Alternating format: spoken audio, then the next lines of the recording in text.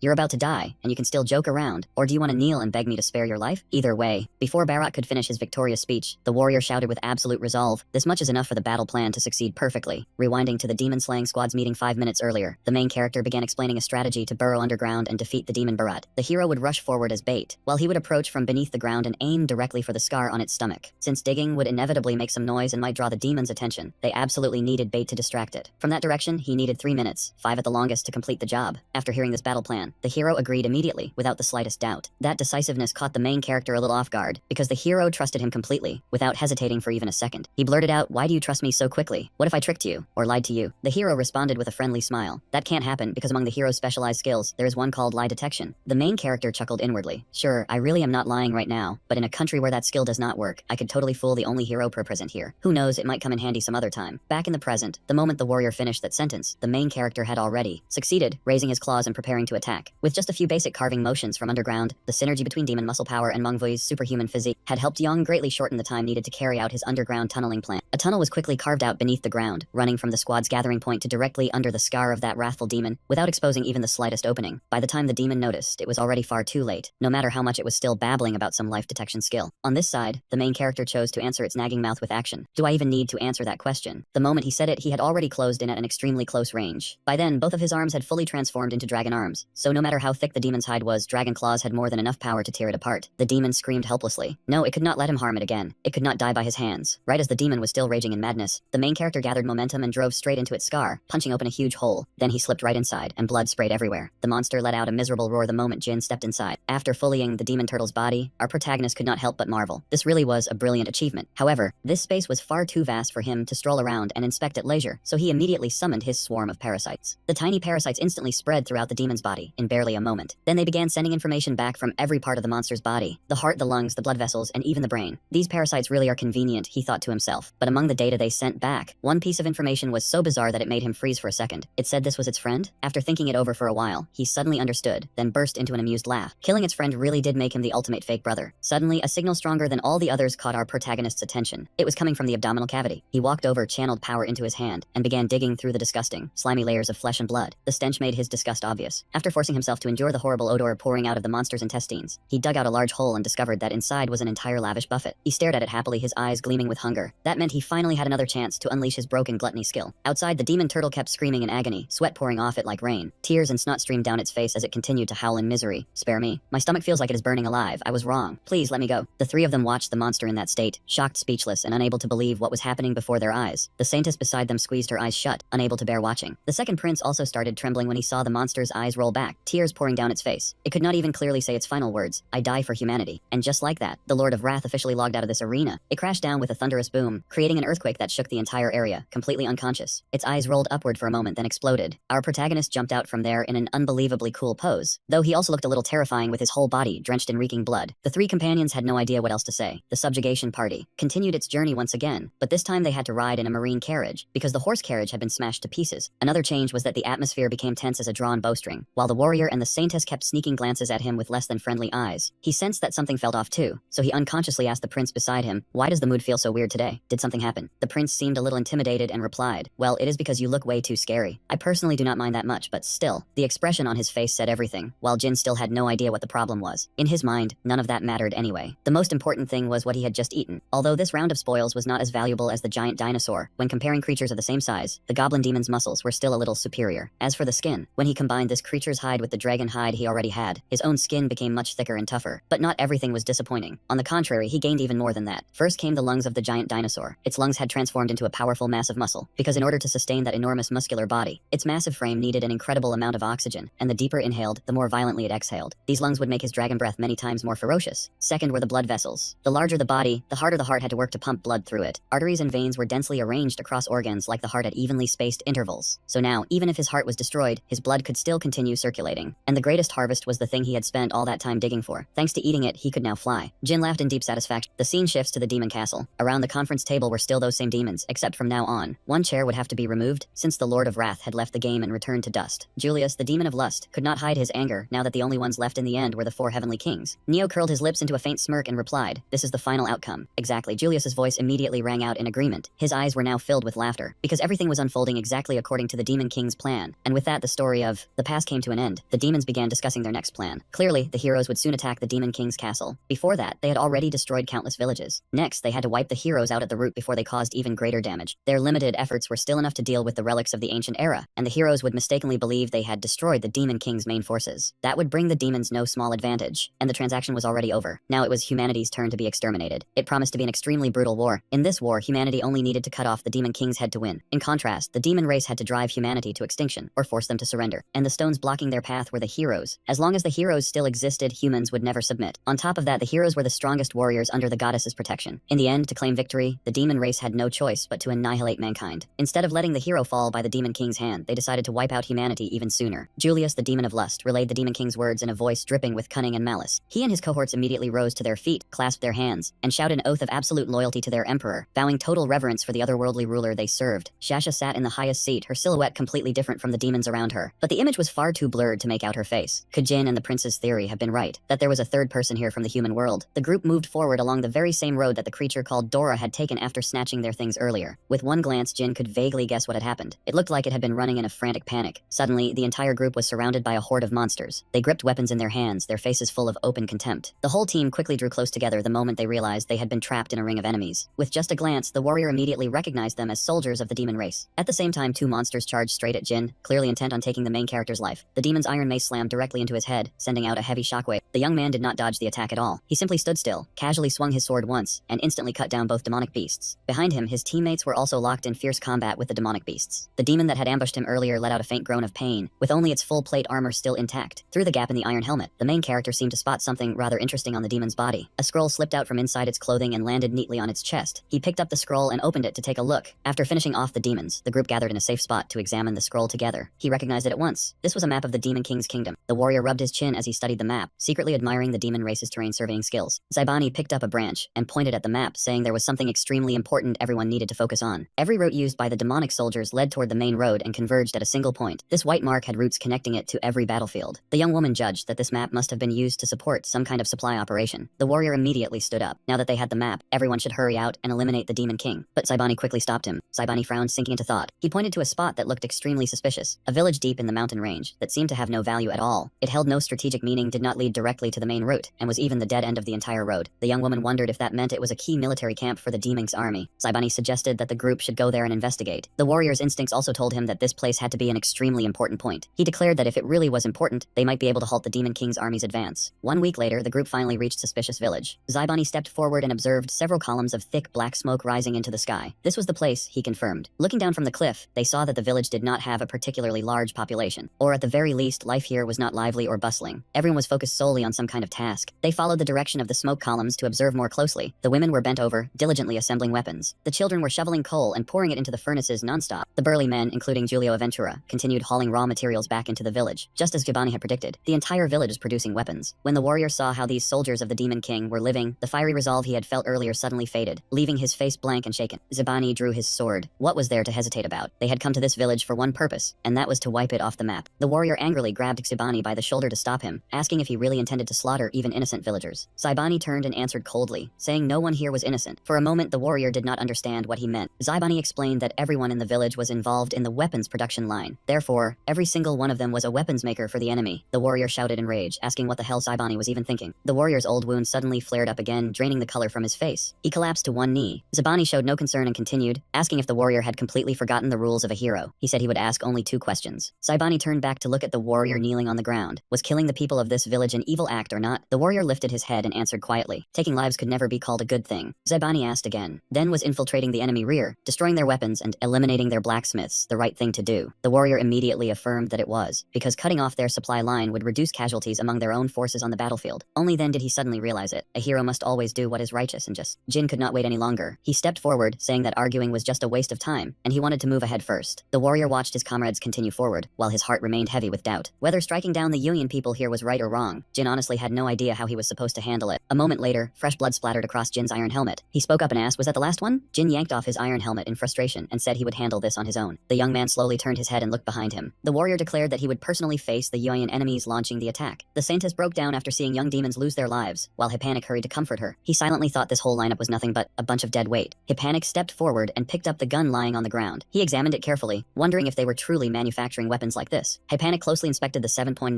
mm Mauser round, then sighed in disbelief, wondering who could be cruel enough to create something like this. Hippanic called out to Jin and asked what the hell was going on. Jin wiped the blood from his face and answered bluntly, saying it meant the Demon King had already done this 3 times. Hippanic laughed and said that was exactly right. The warrior stared in shock and asked if he had known everything all along. Hippanic stated his thoughts plainly, saying the Demon King's kingdom had dragged the Yuan people into the war. Hippanic explained that as long as the Yuan were given a basic lesson on how to use guns, they met the minimum standard to become soldiers. This had to be how that Demon King lured them into the war, by creating firearms like these. The warrior clenched his fists, so furious he could hardly believe what he was hearing. Burning with rage, he turned away and marched toward the village with heavy steps. Hippanic also did not forget to acknowledge the effort Jin had put in. Hippanic suddenly handed him a map and said Jin deserved a vacation. When he opened it, the operation zone had already been marked on the map by Hippanic, who even told him to go eat to his heart's content. Jin smirked. This was work, not a vacation, but it was not bad either. It made checking things out much more convenient. Suddenly, from behind the village, the warrior's heart-rending scream rang out. Hippanic gave him a look, as if everything had gone exactly according to plan. Near the edge of the forest, tremendous impacts shook the ground, while Giulio Ventura kept appearing again and again amid cries of agony. The warrior cried as he forced his fist to clench tighter. He was in unbearable pain, with no idea what he should do now. In the port city of Suishifei, within the Demon King's kingdom, the boy Maidan, a half-breed born of human and demon blood, was struggling to carry one heavy crate after another. Maidan was rather small, so both his speed and strength lagged behind everyone around him. Even though he was already exhausted, people kept urging him to move faster. The employer tossed a pouch of coins onto the table, his reward for moving 20 sacks of gunpowder gunpowder and 10 crates of coal. Maidan bowed deeply in delight and thanked him. Maidan held the coin pouch and did the math in his head. This money could cover food for him and his little sister, the rent, and basic necessities, with the rest set aside as savings. He had just been paid, yet only 1 coin would be left. Maidan let out a weary sigh. He sighed, wondering when this day after day life would ever come to an end, but then he forced a smile and let it pass. No matter how hard things were, he still had to keep going for Maidan, while the little sister behind him innocently called out, "Big brother, this tastes weird. Try some." He smiled and lied, saying he had eaten plenty on the way home. He told the little girl to finish her own portion, and the child beamed brightly when she heard it. In the blink of an eye, Maidan was rushing back to the port for work again. Suddenly, he felt that today's sacks were much lighter than yesterday's. That meant he had grown stronger. He grew excited. Right now, he was only a porter at the docks, but one day he would become a member of the 7th Demon General Army. Filled with hope, he pictured the future. When that day came, the name Maidan would be known far and wide. On Jin's side, the auxiliary brain was an organ theorized to exist inside dinosaurs. Because nerve impulses would take a great deal of time to travel through such an enormous body. To support movement in the body from the waist down, some scholars believed they had a secondary brain at the waist. That was the auxiliary brain, and by digging deep into the body, cutting it open from the torso, Jin was able to find the auxiliary brain inside a sluggish dinosaur. To recreate the brains of other creatures, he had to simulate their entire nervous systems as well, the part of the body that only that creature could use immediately. Without any training, he thought to himself. But he ran into a problem. Even now, he still did not dare use that kind of brain, because it could put the host body in danger. Still, he thought further. If he could master it, there would be no need to fear the risks, and he could even make use of other creatures' brains. In other words, Jin began transforming his body. A pair of massive wings burst out, and he was finally able to fly. Once the thought struck him, Jin, in dragon form, immediately beat his wings and soared above the city of Suojevit. He observed and felt it out. Aside from the brain, his entire body could transform however he wanted. Even more remarkable, the mucus-coated skin of the lizard folk was perfectly compatible with dragon hide, and that mucus could even be replaced by the mysterious slime. Jin knew exactly what that slime could do. It would make his dinosaur lungs and bloodline even stronger. Combined with the dwarf race's regenerative bloodline, his muscles would swell with power no less terrifying than a giant demon's. The protagonist thought to himself that he was about to become the strongest creature alive. He lifted his head and let out a roar that shook heaven and earth. The young man's huge savage body shot across the sky above Port City. Little Maidan looked up in terror. Behind him, he had already unleashed massive tongues of flame, aiming straight at the gunpowder piled on the ships and setting it ablaze. The moment Maidan looked up, he realized there was a dragon right over his head. A whole line of weapon transport ships exploded in an instant. Maidan spun around in panic to look at his people. He stood there in a daze with nothing but a sea of fire before his eyes. Meanwhile, the crowd around him began scattering in every direction, screaming that a dragon was attacking. One merfolk man trembled in fear, unable to believe what was happening right in front of him. He had only just turned his head, not even managing to take a step, before the young man breathed fire and burned away more than half his body. The young man threw his neck back and swallowed the unlucky merfolk whole. Only then did Dan panic and throw away all his goods, running for his life as fast as his legs could carry him. Even in his panic, he did not forget his little sibling, little Maidan, and immediately rushed back to the inn, planning to carry them away and escape. As he ran close to the place, he was still secretly relieved that the inn was nearby. Maidan truly believed he would make it in time to save them. After all, he had chosen a room right next to his workplace in case anything went wrong. But the moment that thought crossed his mind, Jin stomped directly onto the tiny inn and crushed it to pieces. A massive shockwave erupted, forcing Dan to raise his hand and shield his face. He cracked his eyes open and looked ahead. All that remained before him was a desolate pile of ruins. With one movement from the dragon, the smoke and dust quickly scattered.